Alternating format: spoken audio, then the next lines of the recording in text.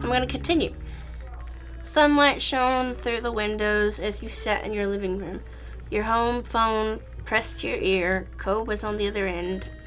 Of course.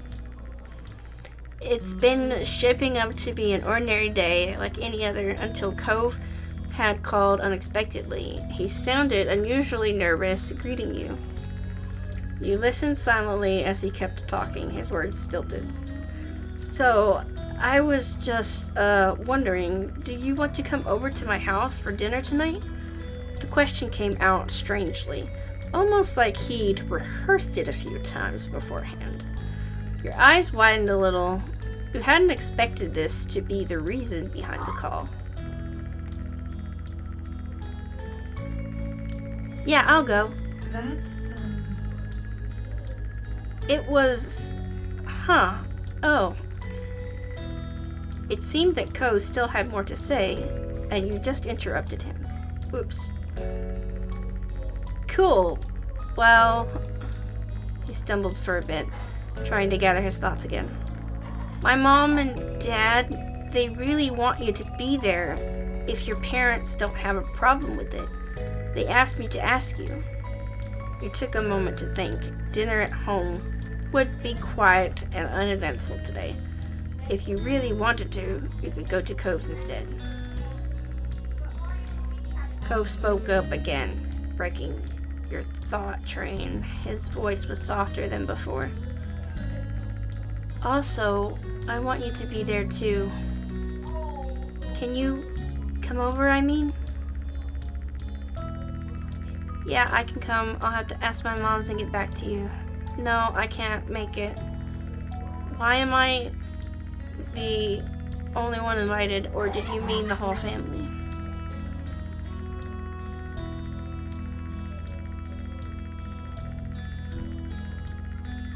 Yeah, I can come. Thanks, Jamie. I'll let them know when I can.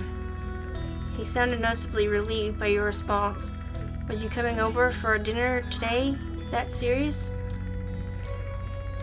He spoke to you for a little while longer to explain what time to come over and other details, then hung up. And that was that, for now anyway. Soon enough, the sun dipped out of the sky and evening came. It was time for you to head to Co's house. After letting Elizabeth know you were leaving, she didn't look away from the TV, just grunted. You made the small journey across the street. You knocked a couple times on the heavy door to their condo.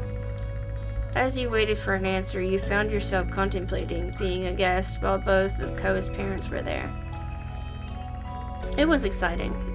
You were apprehensive. The idea made you curious. You didn't think it would be especially interesting. You couldn't say you were thrilled.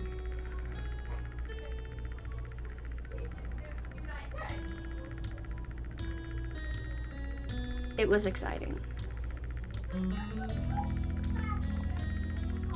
You had thought today was going to be boring, but it turned out to be much more interesting. You didn't get too much time with your thoughts, though. The door opened soon enough. Ko's mom, Kira, stood in the frame, smiling warmly at you. Come on. Hey, Jamie. Welcome. Please come on in. She opened the door wider and moved to make room. You stepped inside, allowing her to shut it behind you. Thanks so much for coming over. I know it was kind of last second. Thank you for having me. Oh, thank you for having me. Of course. Of course. Just make yourself at home.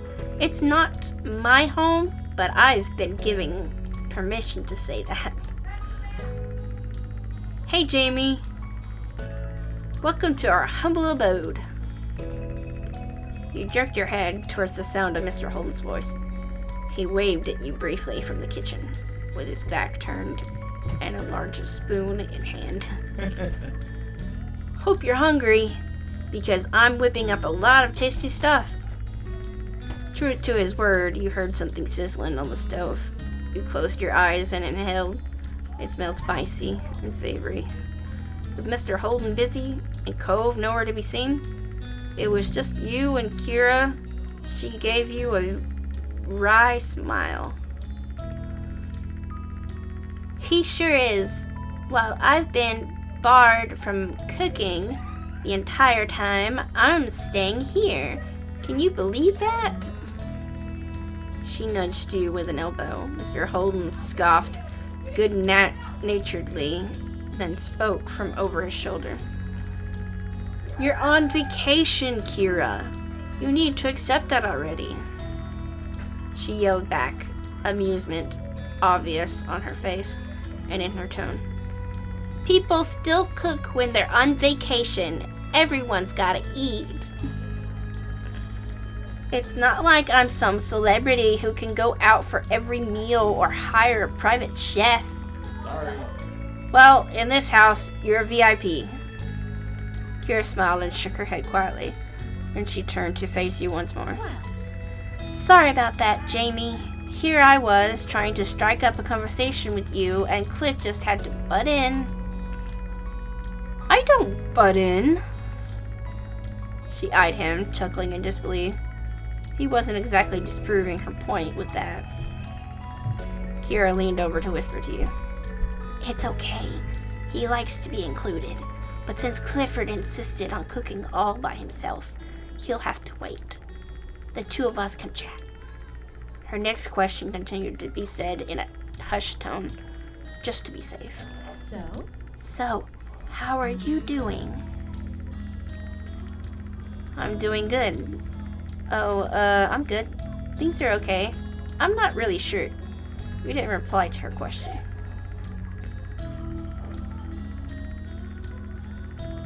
I'm doing good. That's what I like to hear. She opened her mouth to say something more, but some lightly pounding footsteps caught your attention. You checked to see Cove emerge from the hall a few moments later. He might have heard all the commotion and left his room to see what was going on. He quickly took stock of the situation. His cheeks tinted pink at the sight of you standing in his living room, and his hand came up to rub his arm almost bashfully. Jamie, you made it. Thanks for coming. Cove's voice was unnaturally loud, as if he thought you wouldn't be able to hear him from where you were, only a few feet away. Hi, Cove. You doing okay? Yeah, I'm fine. He didn't sound convincing at all. You narrowed your eyes suspiciously, but didn't call him out on it. If you could talk to him alone tonight, maybe you'd ask him what was going on then. It was when you glanced away from Cove that you spotted his parents watching the two of you interact. Cove noticed their stares too, meeting them with narrowed eyes. Are we having dinner now? Not yet, bud. I'm still cooking. Alright, I'm gonna go back to my room. As he turned to leave, he bent his head to the side to face you. You coming? The question was quiet, but you heard it clearly. You smiled, pleased that he asked, and nodded in the affirmative. Cove turned fully and made his way down the hall. Have fun, you two. We'll call you when the food's ready to go. With that, you followed after Cove. The two of you made your way down the hall. This was the first time you were invited to see Cove's room. You had visited Cove's room before, but only rarely. Going over to Cove's room was a standard occurrence for you nowadays. This was the first time you were invited to see Cove's room. Cove got to the door first, opening it and stepping inside. You joined him. There was a mat on the floor in front of the door. As you stepped over the threshold into his room, you felt the crunch of sand beneath your feet. You glanced down. Sand was clustered around the entrance. You even spotted smaller amounts of it dusting the rest of the room's floor. Though you hadn't anticipated it, you weren't surprised at the sight of coarse beach boy Cove Holden would get his room all sandy. So this is my room. Cove was a bit shy as he said so, fidgeting with the hem of his shirt, using one hand and vaguely gesturing to the space with the other. There's stuff you can sit on if you want. Oh. You looked over at the desk chair as an option. When you turned back, Cove was already sitting on the edge of his large bed. Are you trying to make your own beach with all this sand? It's nice. Thanks for letting me come over. You weren't sure what to do. I want to make a joke. I really do, but I don't want him to take offense.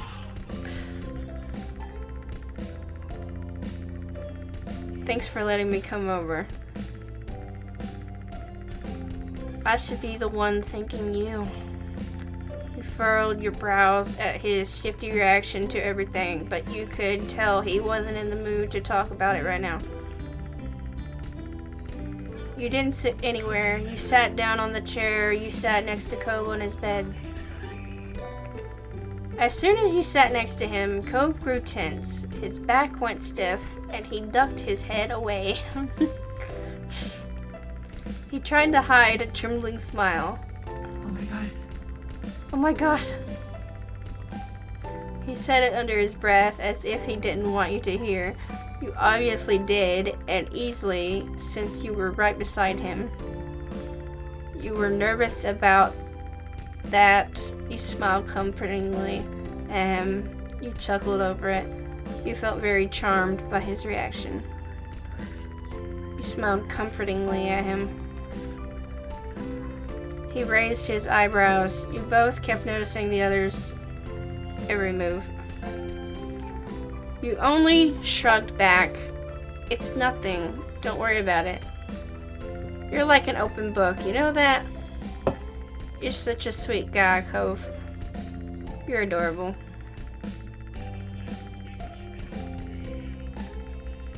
You're adorable. What?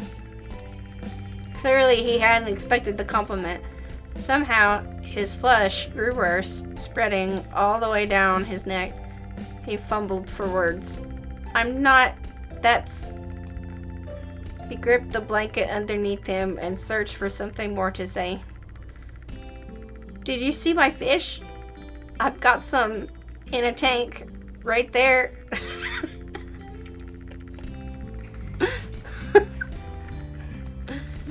Cove threw both his hands in front of him to direct your eyes towards his pets. Okay. He was trying pretty poorly to change the topic. That much was clear. You decided to show him mercy and allowed it. That's so funny. You stared to watch the bright fish swim. There were a bunch of them floating to and fro in the open space. They stood out starkly against the green aquarium plants. How long have you had those fish? Yes. My dad bought them for me not very long after I moved here. I guess it's been years now. Wow, that's a long time. You peered carefully into the tank. The fish looked to be doing well. He must take good care of them. Most of them were small, but there was one especially big one. What are their names? I don't name them. Well, not really. You lifted an eyebrow at that. He continued the explanation sheepishly. Mostly, I just call them things based on what they look like. Squirt, for a small one. Tangerine, for a really orange one. That sort of thing. I've had a lot of fish, and I'm not that good at coming up with names. You found that funny. You found that surprising. You found that relatable.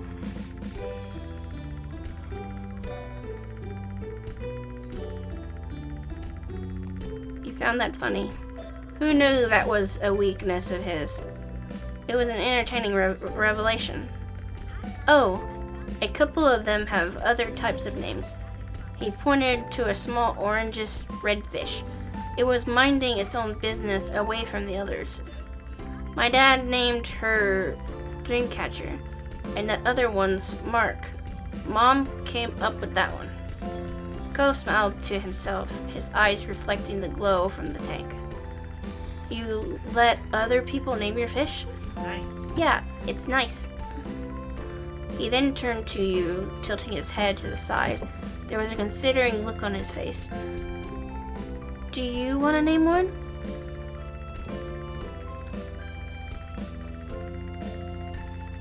Can I? His smile grew a little at your interest. Sure. There's a few who don't have names right now.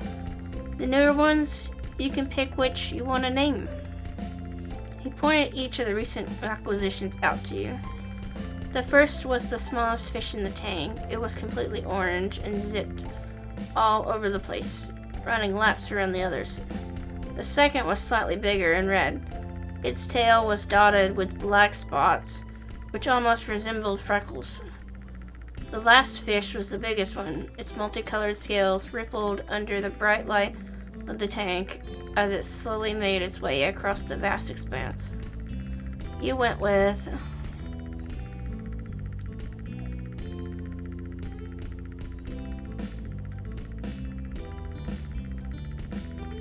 the smallest fish. Cove only nodded at your answer, waiting on you to decide on a suitable name. You watched the fish you chose closely, and as you did, a name eventually came to you.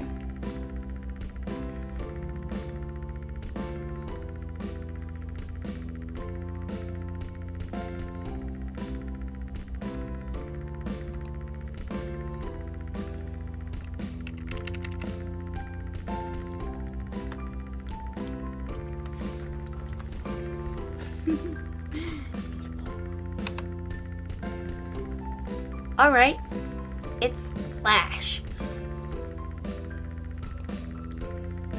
With that, his attention moved from you to the tank. He peered fondly at it and its inhabitants. You smiled proudly at Flash, and it swam through the tendrils of the plants, disappearing, then reappearing soon after.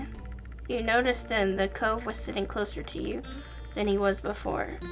He must have scooted over at some point during the conversation. This close, your shoulders were almost brushing against each other. Your heartbeat picked up a little bit at the realization. You know, I'm not allowed to have pets in my house, not even fish. The corners of Cove's lips turned down at that. It doesn't sound fair. It's not like fish could make a mess of your house or anything. You just gotta take care of their tank and feed them and they'll be okay. Right. My moms can be strict over the weirdest things sometimes. I don't mind it too much. I get it.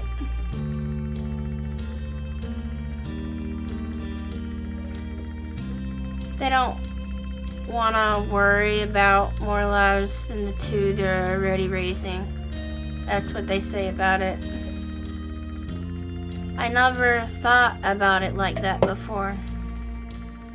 Your current conversation brought to mind a memory from years ago.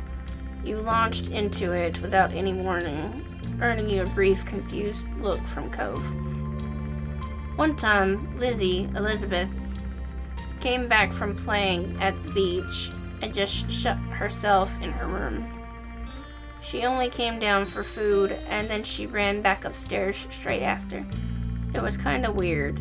My moms didn't think much of it at first though, but then that night, Ma went to her room to say goodnight and started screaming.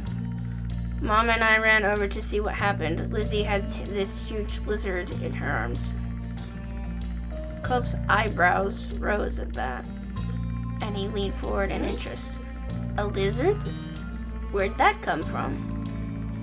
Elizabeth said she saw it half buried in the sand and didn't know what it was. Then she pulled it out and got the answer, so she brought it home. She hid the lizard in her room for most of the day because she wanted to keep it.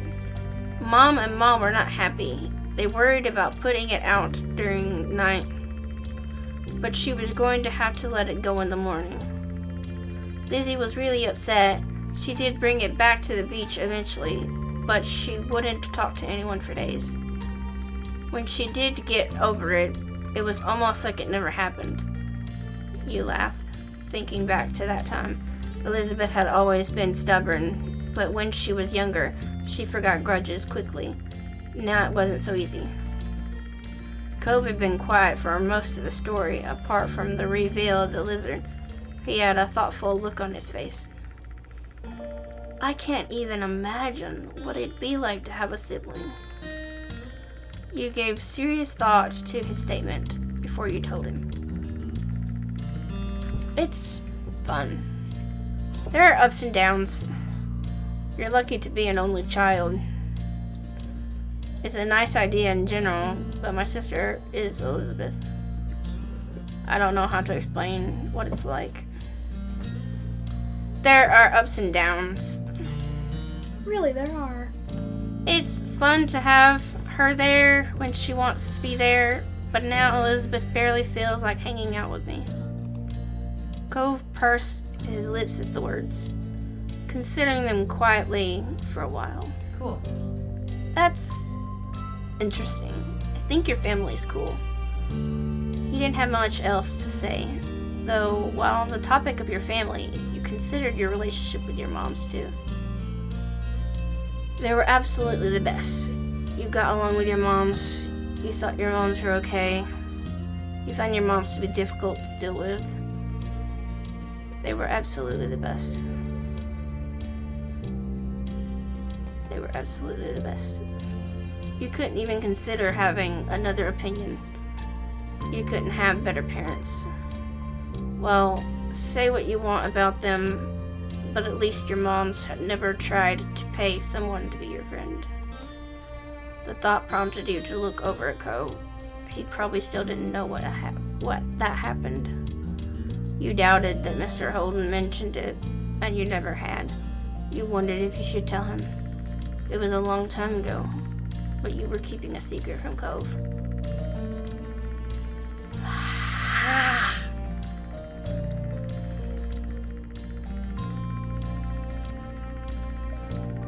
You didn't tell him it was a bad time. You didn't tell him you weren't sure how he'd react. You didn't tell him secrets were meant to be kept. You didn't tell him you just didn't want to have that talk with Cove. You decided to tell him. You took a deep, steadying breath to prepare yourself for the conversation. Now you just had to figure out how to tell him. Cove, I have something important to tell you. Hey, you want to know something crazy?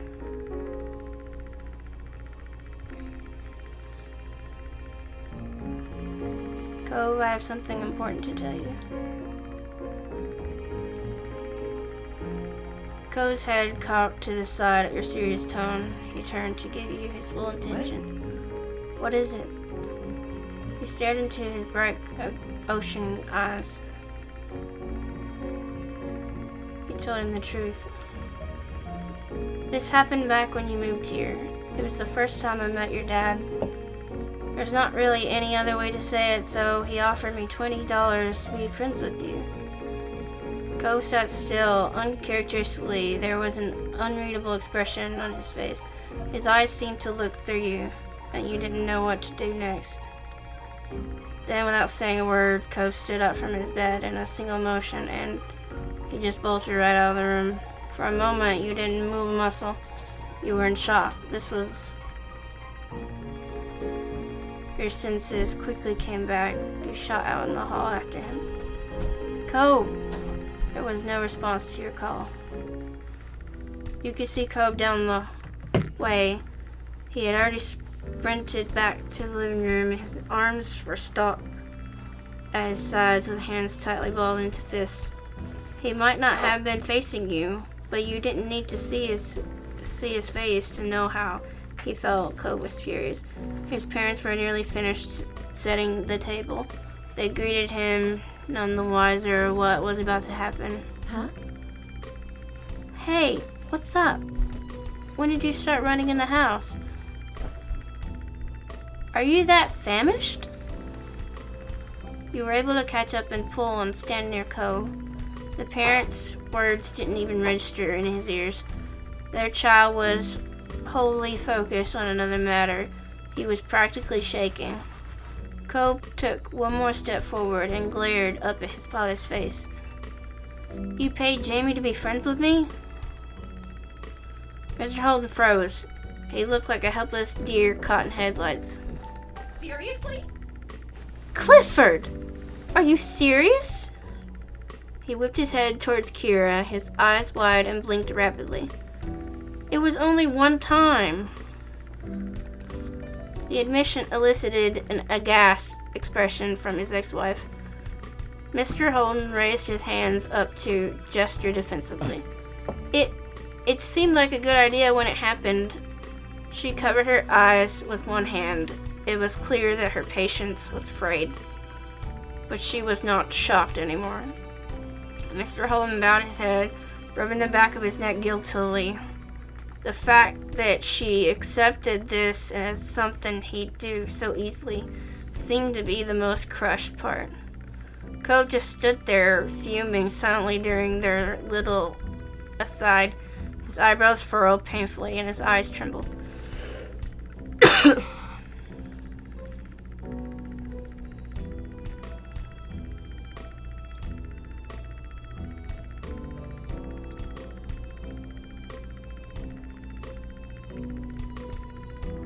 You felt so bad for Cove. He was taking it worse than you had ever imagined. Finally, after what felt like an eternity, but must have been only minutes, the tense silence was broken by Cove. I don't want to stay here. That immediately caught his parents' attention. They turned to him with twin expressions of worry. Hey, wait a minute, bud. You don't have to do that. There's still your room. We'll stay out of your way, I promise. Where could you go at this time of day? It's almost night. No. I can stay with Jamie. He stormed out of the house without waiting for another response. You jumped as the door slammed closed behind him. You immediately followed after Cove. You didn't even take the time to say something to his stunned parents. You ran after Cove, shutting the door more softly behind you as you left. You spotted him easily. Cove hadn't made it far. He just reached the middle of the road.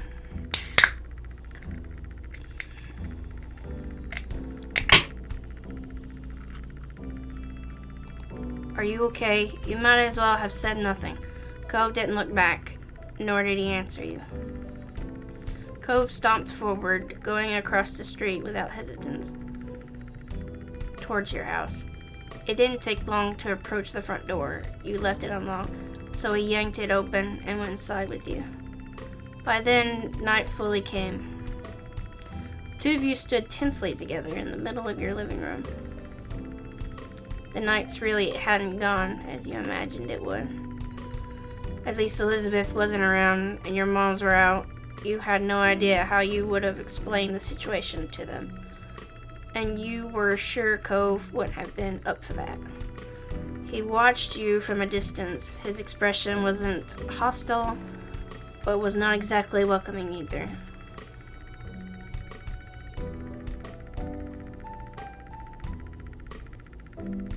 Are you okay? What do you want to do now? I'm really sorry, Cove. You did the right thing by leaving. Do you want to be doing this? You said nothing. Are you okay? Cove shifted so his back was to you. Then he crossed his arms over his chest. Are you mad at me? To your surprise, he actually responded. What? No. It's okay.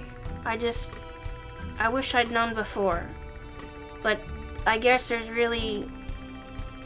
never really a good time to bring up something like that. You're not the one who did anything. His tone was clipped and insulting, though it was now fully clear that none of the negativity was towards you. And we're actually friends, aren't we? It doesn't matter if you took it or not. You wouldn't pretend for years just 'cause of Dad's money. You nodded your head furiously at that. If there was one thing you didn't want this revelation to do, it was weaken your relationship. Of course we're friends. Cove seemed to appreciate your reassurance. The furrow in this brow eased a little. Yeah, we are. I'm definitely not mad at you. I should thank you for not letting him get to you. And for telling me it happened. My dad never would have. He's always like that. He just does things. He doesn't ask or tell me about it or anything. Cove threw his arms out, his features twisted in frustration. There already was the thing with my mom coming to stay with us for the summer out of nowhere, and that was supposed to be a surprise. I'd find out about it. Who knows what other things he's done that I've never heard of? Does he even know how to think about what someone else might actually want? He paused to take a panting breath, scowling.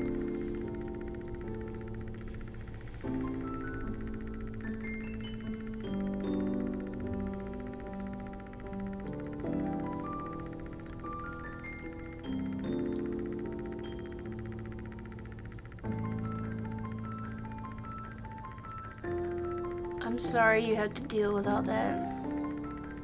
His eyes narrowed. That's not even what all of this is.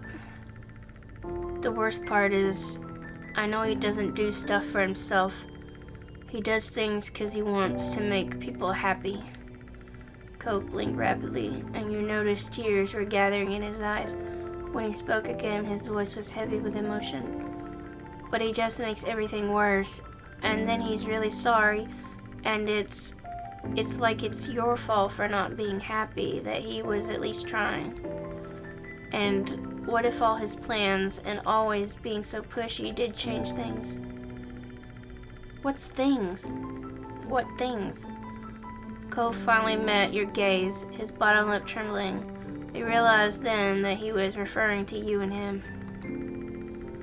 What if what he did made you stay away from me before we even got to know each other?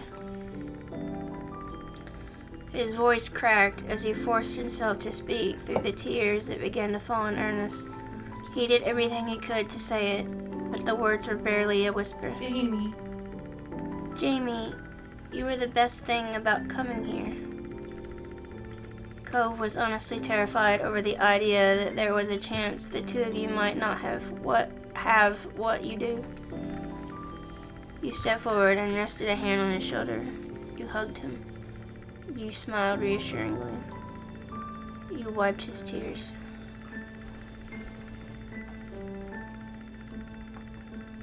You wiped his tears. You weren't sure if the touch would be welcome, but you wanted him to feel better. Cove didn't shrug you off. He leaned into your hand, looking grateful for the comfort. I'm really glad we got to be friends. Please don't cry. Hey, don't worry about it, alright? You didn't need to say anything.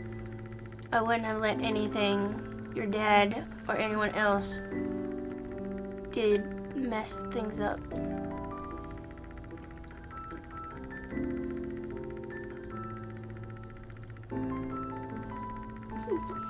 I wouldn't have let anything your dad or anyone else did mess things up. His features crumpled at your words. More tears threatened to fall down his cheek, but he stubbornly blinked them away. You remained like that for just a little while. Then he scrubbed his eyes with the back of one hand. His gaze turned away from you, growing distant. He's like that with my mom, too. The anger he had begun to release bubbled back to the surface.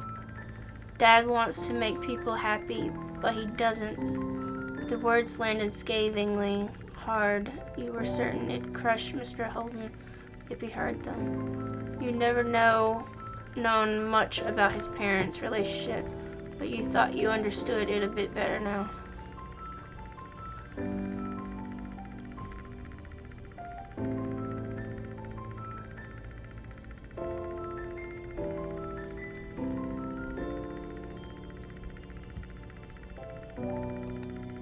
Here for you, Cove just looked at the ground. As the two of you were stifled by the quiet, a thought came to your mind, abrupt and sudden.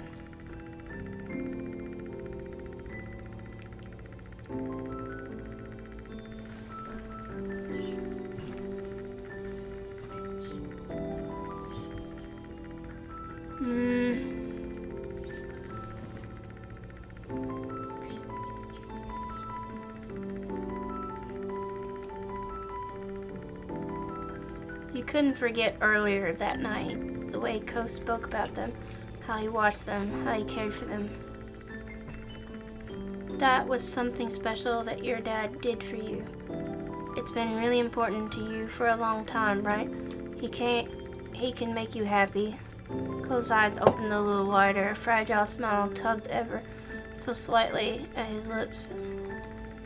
It was obvious Cove didn't want to think about his dad that way, but it was also hard not to right now.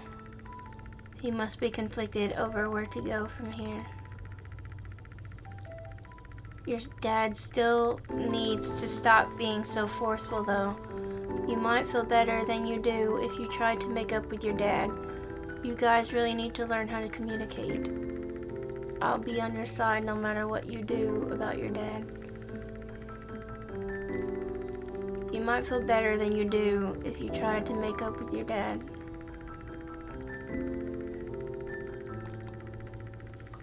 Cove frowned thoughtfully. He didn't say anything, but you had a feeling he was taking what you said into consideration. I'm going back home. His face was set in determination. There was no way you could tell him to do anything else, even if you wanted to, so you only nodded. I'm sorry. Thanks, Jamie. I'm sorry about all this.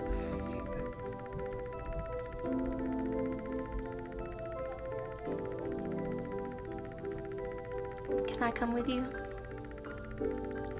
Yeah. Why wouldn't you go? You smiled lightly. Just checking. Cove nodded and headed outside. You followed behind him. Once again, the two of you made your way across the street towards his house. He didn't pause at the door. He just opened it wide and went in. Cove's parents were sitting at the table, their heads bowed and silence between them. They snapped over at the sound of the door, relieved to see Cove return. Mr. Holden stood up so suddenly his chair squealed across the floor. Cove? Cove? Kira got out of her chair as well, but less dramatically. How are you feeling, baby? I wanted to talk to you. His parents looked over him, their features soft. Cove instead snuck a glance at you. You were glad you could be here for him. You suddenly felt like you shouldn't be there. You were glad you could be here for him. You stared back solidly, hoping you could convey your support with your eyes. It must have worked because Cove stood up a bit straighter. Cove then fully faced his parents. Mr. Holden stepped forward cautiously, his expression twisting in dismay. I am so sorry. I should never have done something so stupid. It's okay. It really isn't. That was a boneheaded move if ever there was one.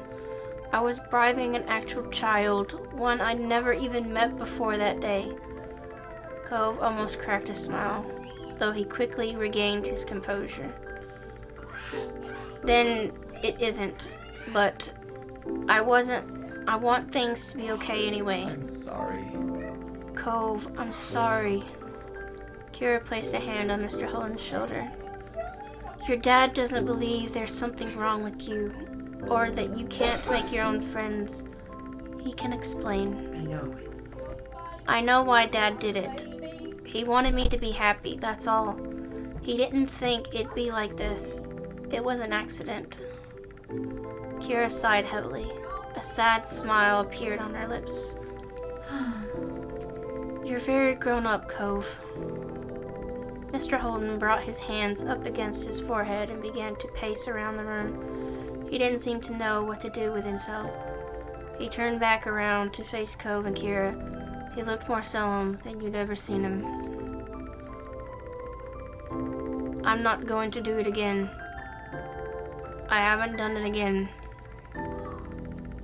Haven't tried to bribe more people or haven't continued to step over a line without registering it. Both. He let out a heavy breath before shrinking down a little.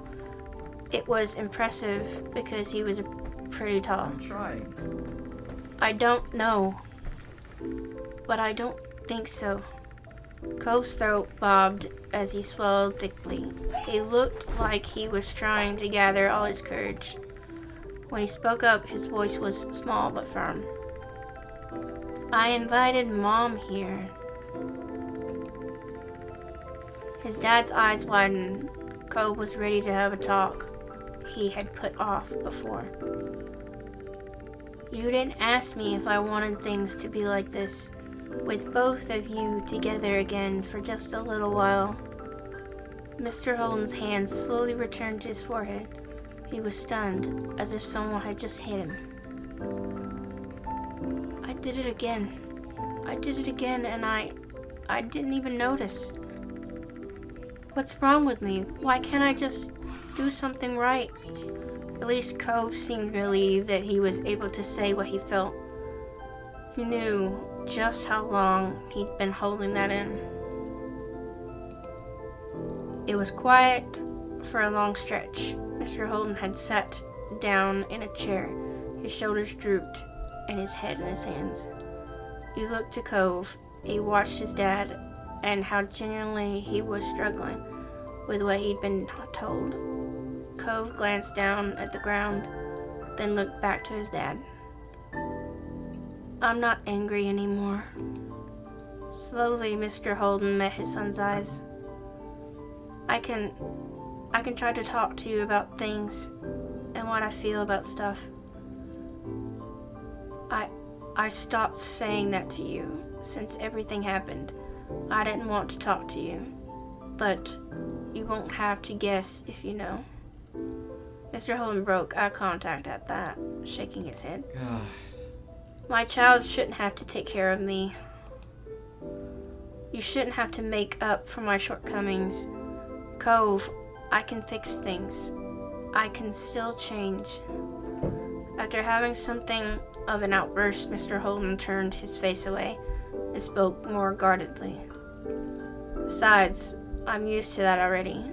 I might not get it right, but not a damn thing would happen in what's left of this family if I wasn't making the effort. It's always me. What's one more thing to manage? Dad. I see. You're right, Cliff. I know. But I don't think Cove wants to take care of you. He just wants to understand. And he wants his dad to understand too. That's what matters, isn't it? It was still as Mr. Holden digested what Kira said. He stared down at his empty hands held out in front of him. When he looked at Cove again, tiny tears glimmered in the corners of his eyes. He got up and crossed the room to his son. Cove didn't move or look away as he approached. Mr. Holden set his hands on Cove's shoulders, the touch firm. He furrowed his brows. Bud, you and I are going to talk about every single thought that ever pops into our heads for the rest of your life. He shook Cove forward and back a bit. Tears slipped down Cove's cheeks, but he was smiling. What? No! I don't want that. Mr. Holden began to smile too. It trembled at the corners, but it was genuine. I'm afraid it's the only way. Kira chuckled, even as she blinked away her own tears. Mr. Holden turned towards her. You better not be thinking you can get away from this, Kira. The same is gonna apply to you. You can't. He let go of Cove with one hand while he placed his other arm around Cove's shoulders. Then he faced Kira. Absolutely. Oh, yes, I can. He continued to talk as he walked in her direction, bringing Cove along with him. Aww. Screenshot. That will be a great, what's it called? Well, it's called a thumbnail. Thumbnail, yeah. You're lucky I'm actually here. Then, father and son were standing in front of her. Mr. Holden put this other arm around her. Now he had both of them in his arms.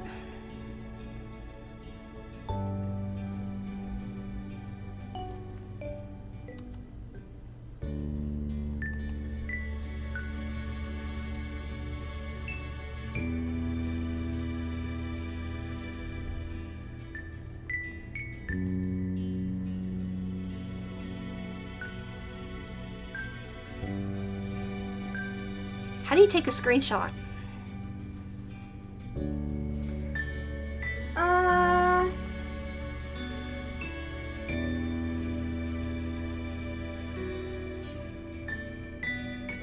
Hold on. I'm so...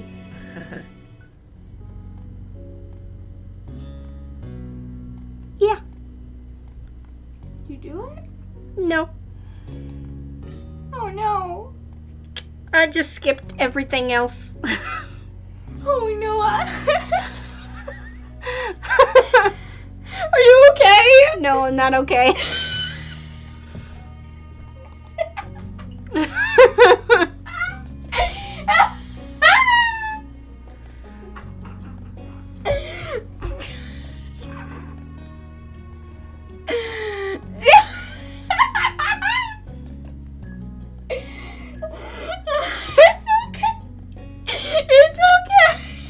But anyways, that'll be all for this episode. Thank you.